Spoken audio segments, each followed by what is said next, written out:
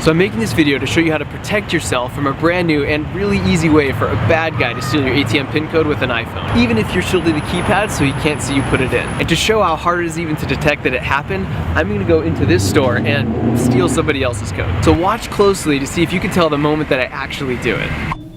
So she just swiped her ATM card and she's inputting the PIN here, which is the last thing you do before you finish your transaction. And then I step up to make my purchase. So that was it. If you missed it, let me play that last part over again. You'll see as I walk up, my phone just briefly hovers over the keypad.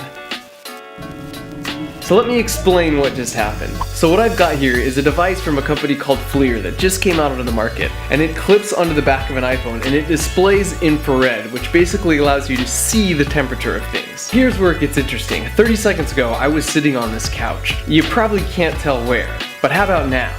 Anytime two objects interact, they will tend toward thermal equilibrium, so they basically try and meet in the middle temperature-wise. And since I'm warmer than the couch, heat flows from my body to the spot on the couch where I'm sitting. So this leaves behind a thermal signature because it'll take a little time for that spot on the couch to cool back down and reach thermal equilibrium once again with the air. Likewise, if I set my warm hand on the cold wall, afterwards my hand is slightly colder, but the wall is slightly warmer where I touched it. And as you probably guessed by now, your fingers leave a thermal signature when you type your PIN code into a debit card machine like this.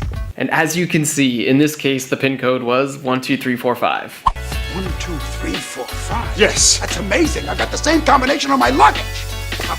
And it gets worse, because since the heat signature fades with time, the bad guy can figure out the order in which the keys were pressed, because the hottest button is likely the one that was pressed last, and the dimmest button is likely the one that was pressed first. So after doing some digging around on this, I was able to find a paper that was published about this method by some researchers at UCSD several years ago. According to their data, they could guess the right PIN code numbers 80% of the time if the image was taken right after. And if the image was taken a full 1 minute later, they still had a 50-50 chance of getting the numbers right. The scary thing is back then, infrared cameras cost $10,000, and it would be really hard to discreetly sneak something of this size into the store. Now, an infrared camera looks like an iPhone case. They're a couple $100, and you can get them at any Apple store.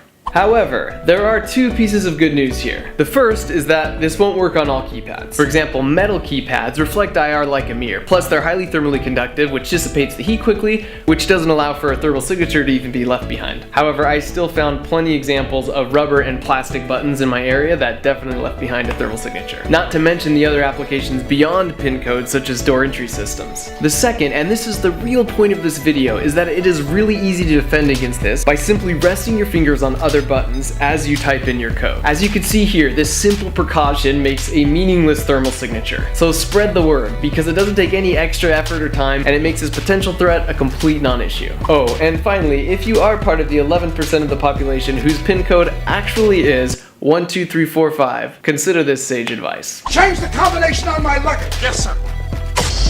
Ah!